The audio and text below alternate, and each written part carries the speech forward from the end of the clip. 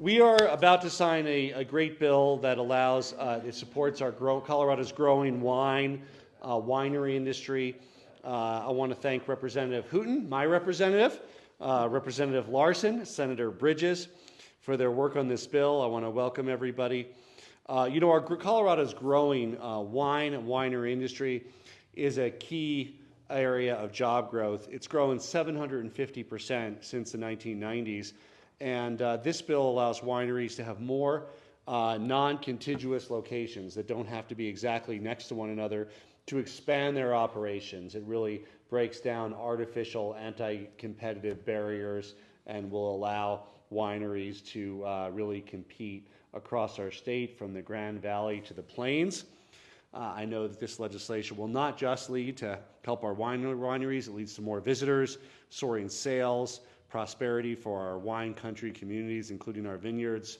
And I couldn't be more excited to be signing the bill. And I want to thank Senator Bridges for his work, and we'll turn it over to him first. Senator. Great, thank you. So to me, this bill is really about this hangover we have from prohibition and all of these horrifying laws restricting competition here in Colorado.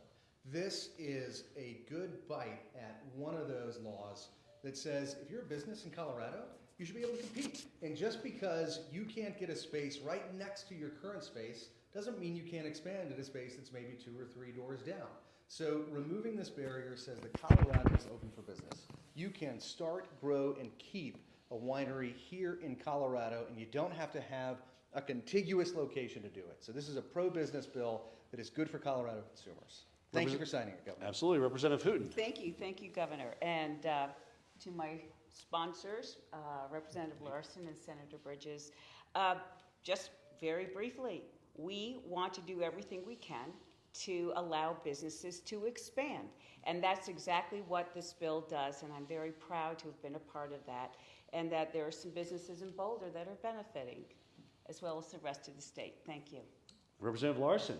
Indeed, and at the risk of belaboring everything else that's already been said, this is a good, common sense small business bill. This is a great opportunity for both parties to come together and say Colorado's open for business, remove arbitrary and antiquated restraints on business growth, and hopefully make Colorado a leader in the vintner space. So.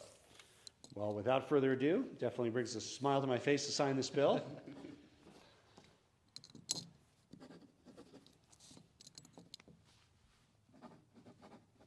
It's officially the law of Colorado. Congratulations. Thank you.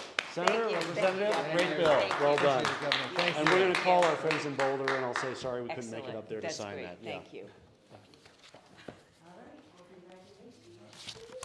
The next bill we have is about employee-owned businesses, and we have Representative Doherty, Representative Lynch, Senator Rodriguez, Senator Priola. Whoever from that group is with us, please join us.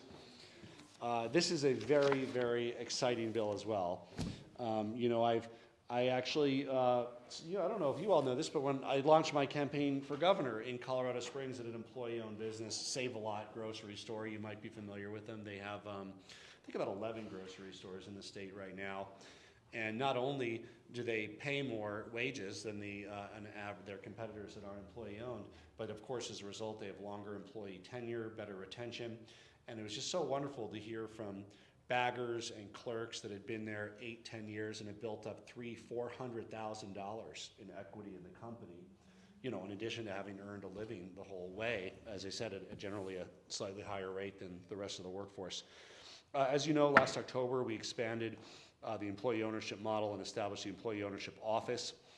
This legislation gives real important modifications to make sure that more businesses can benefit from programs at the Office of Economic Development and International Trade around employee ownership. The Employee Ownership Revolving Loan Program really provides financial assistance to help businesses as they convert to employee ownership, which is in the interest of our long-term economic productivity because it aligns the incentives of workers with management, shareholders, but it also helps make sure that people can build wealth who are workers and build wealth over time and benefit from their own hard work and success. And I couldn't be more excited to be signing this bill. It also gives OEDIT the flexibility to be more flexible on eligibility criteria and help loan funds go towards the purchase of the business by employees. I want to thank Representative Doherty, Representative Lynch, Senator Rodriguez, Senator Priola for this bipartisan bill. It's a strong foundation for our workforce, accelerates the recovery, and I'll turn it over to Representative Doherty. Thank you so much, and this is officially my first in-person bill signing. Congratulations, that's wonderful. And so excited to have worked on this bill supporting businesses, especially in light of this past year and the difficulties they faced.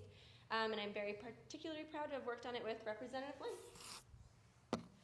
Representative Lynch. This is my first nobody's wearing masks signing. That's so great. It's wonderful to be here and to celebrate, the entrepreneurship that this state brings to the country, really. Up around where I live, we've got some great employee-owned operations. New Belgium is the biggest one that stands out.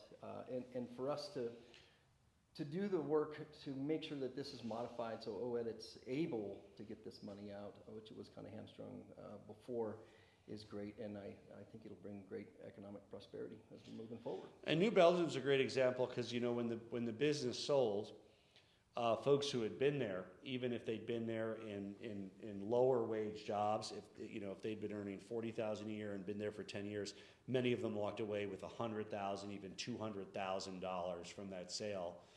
They would have got zero if it didn't have this model. So it really makes sure that the people who put the hard work in can benefit from their hard work, and I think the New Belgium was a great example of that.